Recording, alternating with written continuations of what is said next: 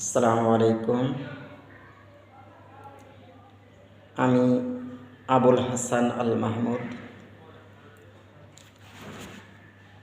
আমি সাম্প্রতিক একটা বিষয় নিয়ে কওমি মাদ্রাসার তালেবে ইলমদের, কোরআনের পাখিদের কাছে ছোট একটা প্রশ্ন রাখতে চাই এবং জেনজি যে আলেমগুলো কওমি মাদ্রাসা থেকে ফারেক, তাদের কাছে আমার প্রশ্ন, সকলেই না, সংখ্যায় খুবই কম, সাম্প্রতিক একটা বিষয় নিয়ে তারা বেশ আলোচনা করতেছে, সমালোচনা করতেছে। বিষয়টা হচ্ছে সাতক্ষীরা ৪ আসনের এমপি গাজী নজরুল ইসলামকে নিয়ে।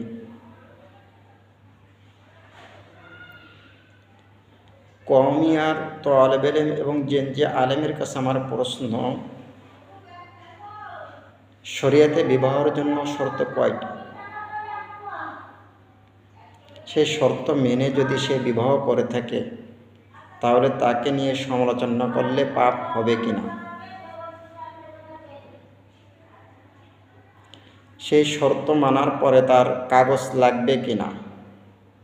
তার কাগজের তো কোনো প্রয়োজন নাই। শরিয়াতের ৪টা শর্তের ভিতরে কাগজের কথা উল্লেখ নাই।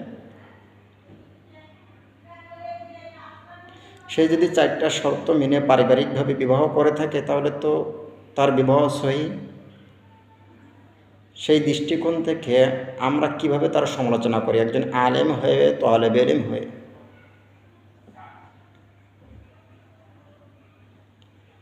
দ্বিতীয়ত, সে ব্যক্তি অবশ্যই অন্যায় করছে। যদি সে অন্যায় করে থাকে সে অন্যায়, অপরাধী। কিন্তু সে যদি অন্যায় না করে থাকে, শরিয়াতের বিধান মেনে বিবাহ করে থাকে, তাহলে তাকে নিয়ে সমালোচনা করলে কে? কোরআনের যে আয়াত আছে, সূরা নিসার ৩ নম্বর আয়াত, এই আয়াতকে নিয়ে কি সমালোচনা করা হয় না? আমাদের সমাজে একটার বেশি বিবাহ করলে সেটা খারাপ নজরে দেখা হয়। এটা আমাদের সামাজিকতা। কিন্তু আপনি আমি আলেম হয়ে, আপনি আমি তালেবে ইলম হয়ে কীভাবে সমালোচনা করি?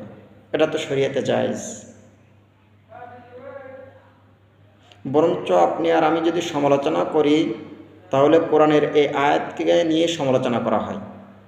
এখন প্রশ্ন আপনাদের কাছে, মাসালা আপনাদের কাছে, আপনারাই তো ফতোয়া দিয়ে থাকেন, কোরআনের আয়াতকে নিয়ে যদি কেউ সমালোচনা করে তাহলে তার পরিণাম, তাকে কি বলতে হবে, কোন ধরনের ভাষা তাকে ব্যবহার করতে হবে, এগুলো আপনারাই করে থাকেন।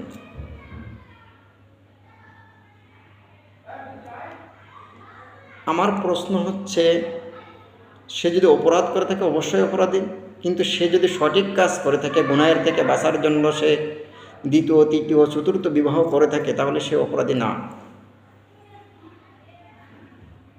তাহলে তাকে কেন আপনারা নিয়ে কোরআনের এই আয়াতের দিকে তাকিয়ে আপনারা কেন তাকে নিয়ে সমালোচনা করতেছেন? সকলেই না, সংখ্যায় খুবই কম। আপনাদের আকাবিরদের, বড় বড় মাদ্রাসার মুহতামিমদেরকে এখনও পর্যন্ত তার 2টা, 3টা, 4টা বিবাহ আছে। এগুলো সমালোচনার কিছুই না। তারা যদি ন্যায় প্রতিষ্ঠিত করতে পারে, ইনসাফ প্রতিষ্ঠিত করতে পারে, তাদের ভিতরে সমতা বন্টন করতে পারে, তাহলে অবশ্যই জায়েজ। এটা নিয়ে কওমি আর তালেবে ইলম এবং জেনজি আলেম সম্প্রদায় বেশ একটা সমালোচনা করতেছে। আমার প্রশ্ন, তাহলে আপনি কি সূরা নিসার ৩ নম্বর আয়াতের সমালোচনা করতেছেন কিনা? সে যদি অপরাধী করে থাকে অবশ্যই অপরাধী। সে যদি না করে থাকে তাহলে তাকে নিয়ে এক প্রকার সমালোচনা করতেছেন, কোরআনের আয়াতকে নিয়ে সমালোচনা করতেছেন। আমরা জামাতকে ঘৃণা করি, এটা সত্য, কিন্তু জামাতকে ঘৃণা করতে করতে যেন আমরা কোরআনের আয়াতকে অস্বীকার না করে যাই, কোরআনের আয়াতকে যেন ঘৃণা না করি।